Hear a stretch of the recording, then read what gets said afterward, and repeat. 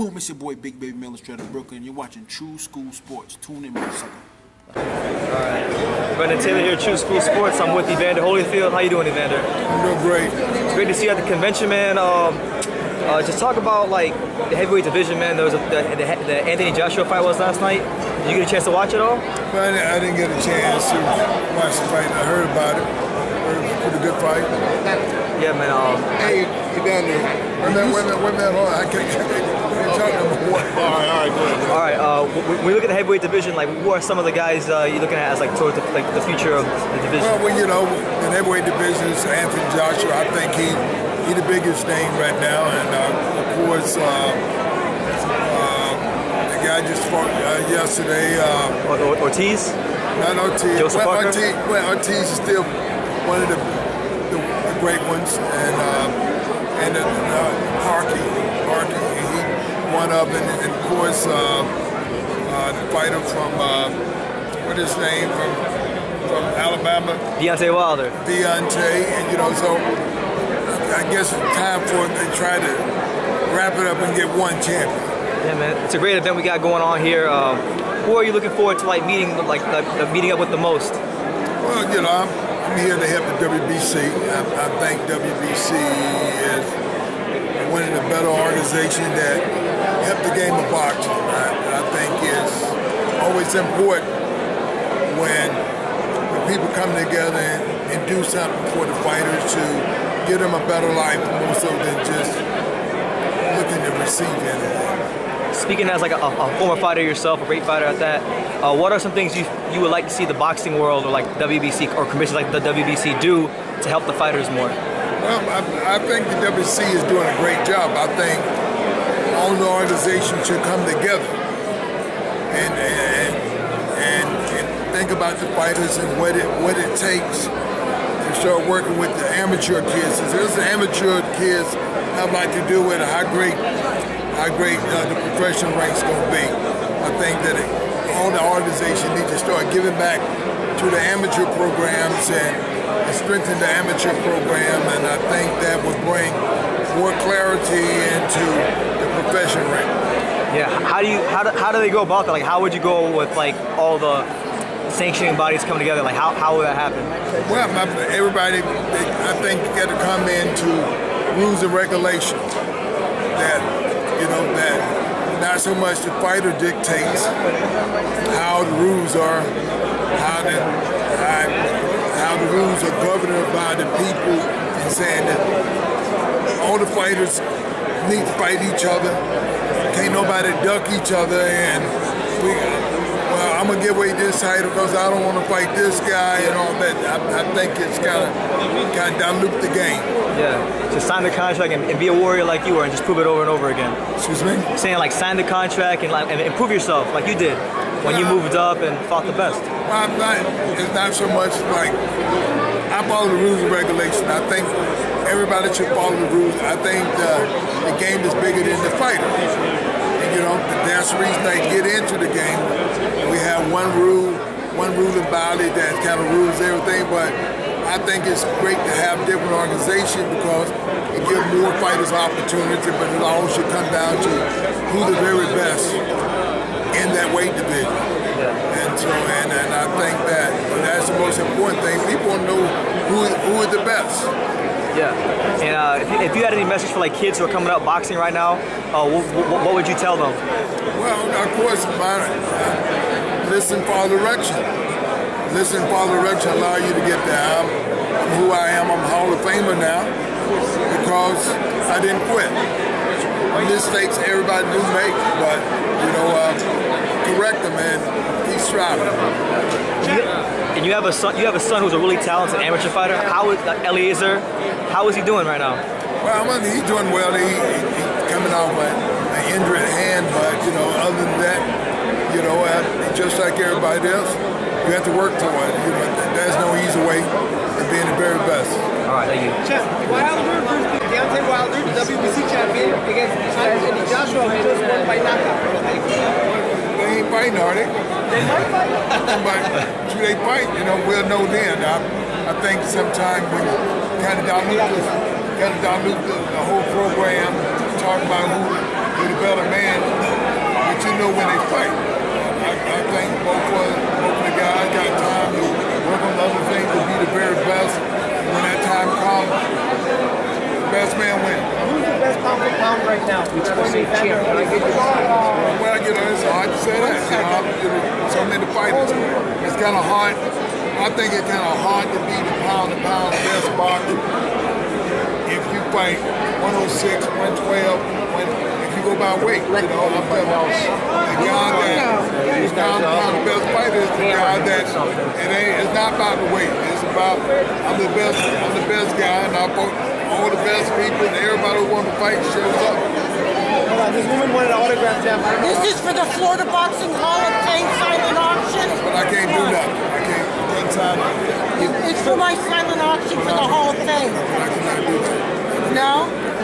Evander, you told me a while ago, about a year ago in an interview, that you thought Deontay Wilder was the best out of all the heavyweights. Now with Anthony Joshua's progression, you still feel the same way or what? Well, what I'm saying is that everything's always changing.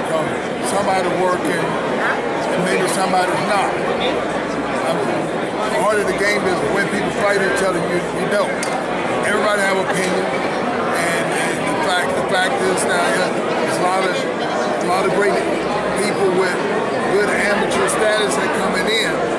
But I always tell people, amateur is how you learn how to fight. The sharp and amateur.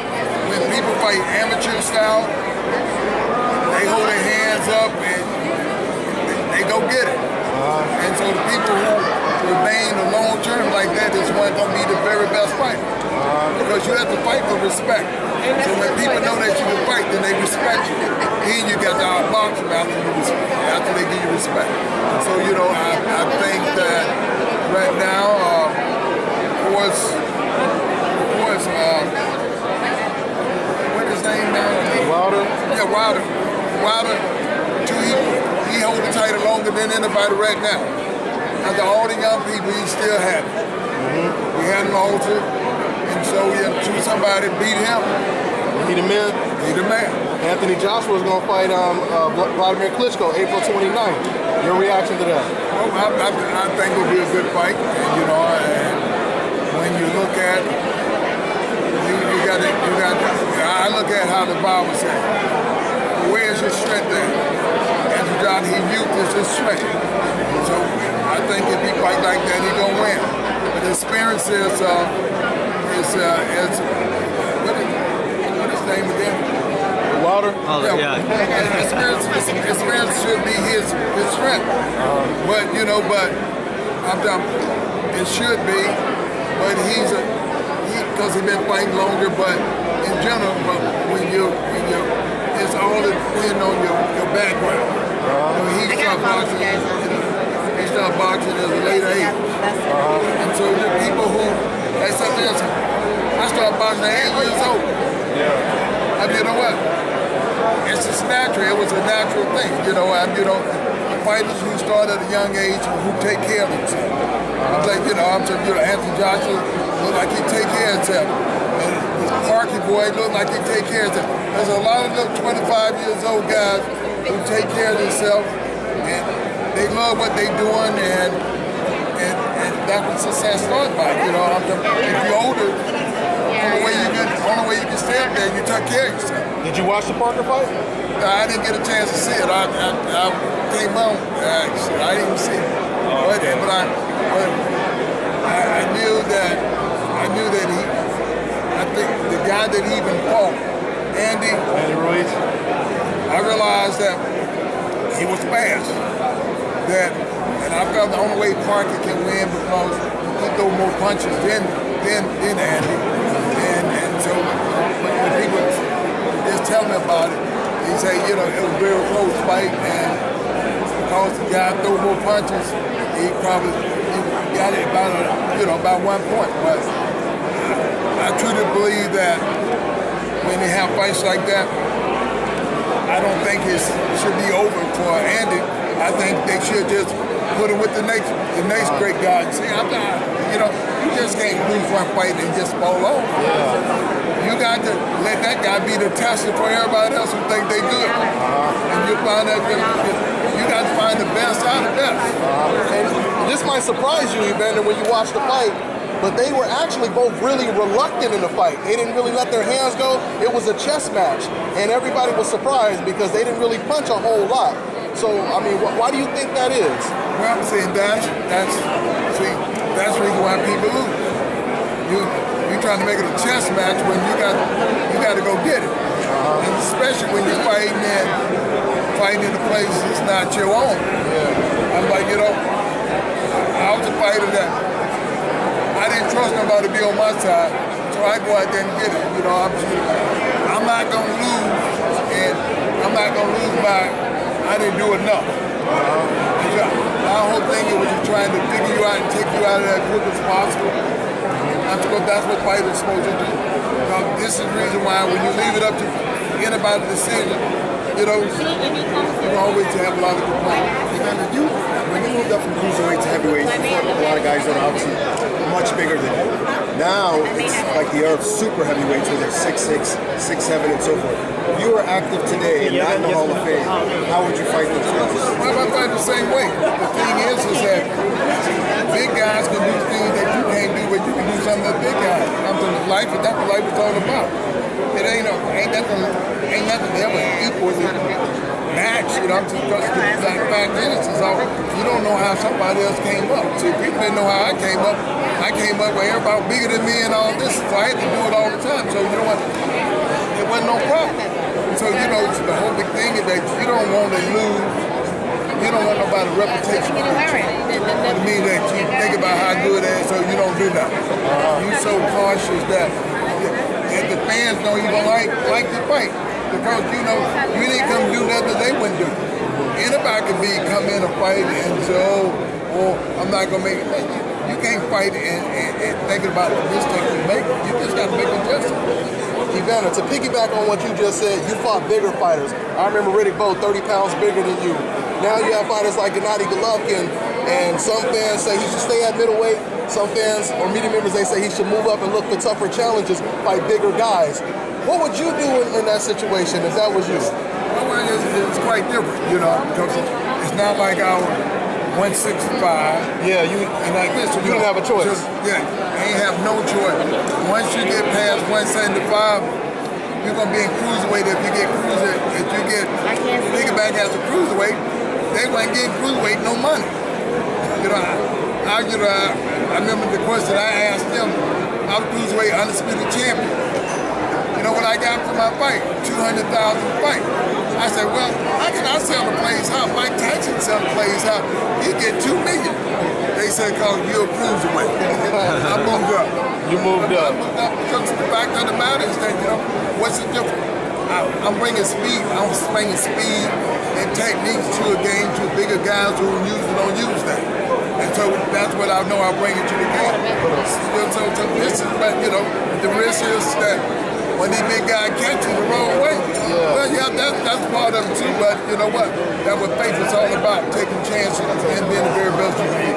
Evander, you came up from the 1984 Olympic team, great Olympic team, lots of great skilled American fighters. Do you see today, because looking at the landscape for me, I don't see a heavyweight today that can move, box, and still fight on the inside and do a lot of the skillful things that heavyweights of the past could do. Do you think there's been a drop-off in the skill in terms of the heavyweight today compared to your time? Well, it's a drop. Yeah, of course it's a drop-off. It's a drop-off and the amateur program.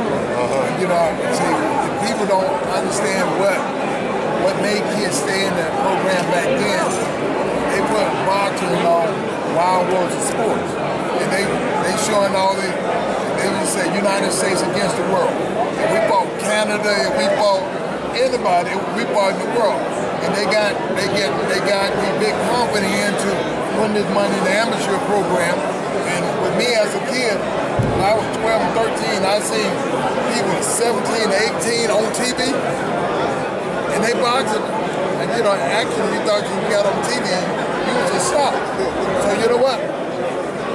I stayed in the amateur program and I made sure that I was gonna win one of them medals and represent my neighborhood and tell people, you know, it was, people don't realize it was Leon Spinks and Michael Spinks, one that kind of inspired me, because you know what, they from the ghetto, and everybody say, oh, they you know, it's people in the ghetto who don't have the same advantages other people have, but what they could do, they could fight, and you know, and they were two brothers, and both of them in the Olympic, and both of them gold medal, and you know, I kind of felt that I could do it, because you know, I had people say, you know, y'all too dumb to be champion, you can't do nothing. But you know, but at that time you had Leon Spinks, but then you had Rocky too. And so the black was the white boy who everybody thought was crazy, but he won too. So it inspired people anytime somebody come on TV. It's inspiring somebody out there who don't have the money, who don't have the means, don't have the education that other people have. But you know, what you do have, you have a will. So when kids have the will and they have people to talk to them and let them know that you can make it too, everybody's talking to not in the same level. So you think it's a lack, the lack of focus on the amateurs right now that's hurting? Of course it is. It hurt the program when you don't show boxing. You don't show boxing in a prime time where little kids to watch.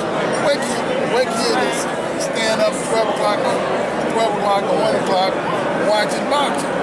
And it's pay-per-view. If you ain't got no money, then that means that none of the poor kids gonna be able to see it. The only thing they gonna hear somebody talking about it, then they talk about it, they ain't gonna hold on to it. If they see it on TV, they say, oh man, I could do that. To piggyback off of that then, do you think, because I remember when I was a kid growing up, boxing was on channel, on NBC, ABC, in the afternoon, that's how I fell in love with the sport. So do you think that boxing needs to go back to maybe being shown in the afternoon? Of course. You know, see, you gotta understand what happened in boxing. Most people follow boxing as people who are poor. You got, and all race car drivers, all these tough sports, you're gonna say, who do it help? So the whole big thing is that at that time it was Howard Cosell. It was Howard Cosell baby. Because it was his baby, he ran the whole program. So you know what? He competed with everybody. And, you know, they said, man, how in the world boxing gonna compete with football? And they did at the time I came up, they showed us football. Matter of fact, I boxed in and I opened it up to football. Before every Super Bowl, they had me 2 times before the Super Bowl. People ask me how you get popular by the ABC contract. So if didn't nobody give me the opportunity when nobody know me. Everybody said, hey, everybody know you around the world. I was on ABC television. Everybody had ABC and in other countries and stuff like that. So, you know, if somebody got to really love the program, it's the one got the picture.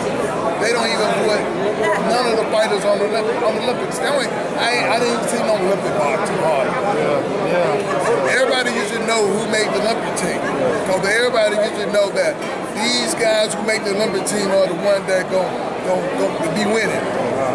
And so we got to come back and say, look, we got to let people know who's coming. Because don't nobody want to just pay some pay-per-views or somebody they don't know. But when everybody started, you ask everybody, they say, well, man, we watch you do the Olympics, man. We watch you do the Olympics. We watch you.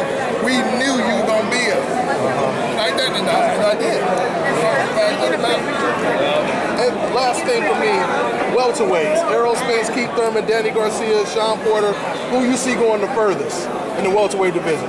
Well, you know, man, it's just a matter of opinion, man. You got to put people in there and let them fight each other. I don't care. I'm telling you, somehow, everybody always said, you fought everybody. I said, well, yeah.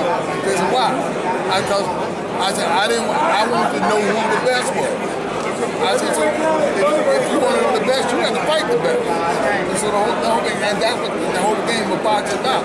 And you know, I kind of like how UFC is. It don't make no difference how many times the guy lose.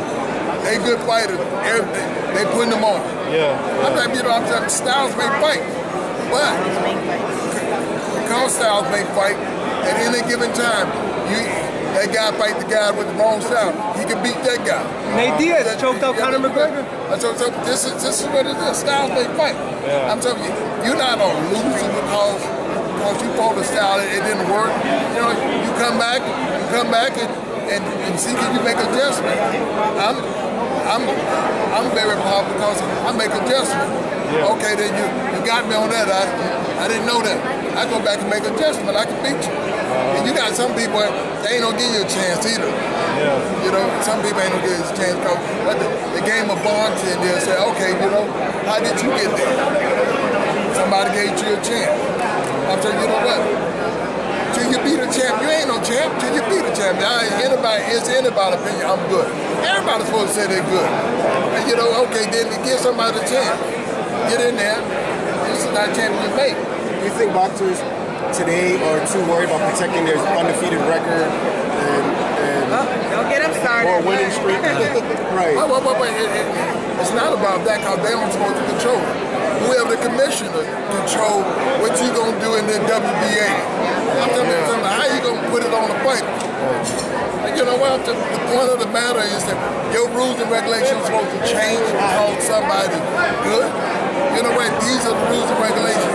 If you don't fight these, if you don't fight by these things, then we gonna take our belt. The WBC tried to force Canelo to fight Golovkin. That didn't work. He lost the belt, though. Yeah, they took the belt. That's what they're supposed to do. But you know, that should speak in volume to you know what? You ain't all that you think you is. That you had to lose your belt because you won't fight the next guy that's in line. I think that was boxing all about. You know, I'm saying people don't realize faith is about taking chances. You put yourself in a chance that somebody can beat you. But we're in a world in life won everything anyway. Shoot. If I tell the people, I say, and they call me crybaby as a kid. I cried about everything. I got beat at everything. But I just didn't quit. Because I didn't quit, I become the only man ever been heavyweight champion 4 times.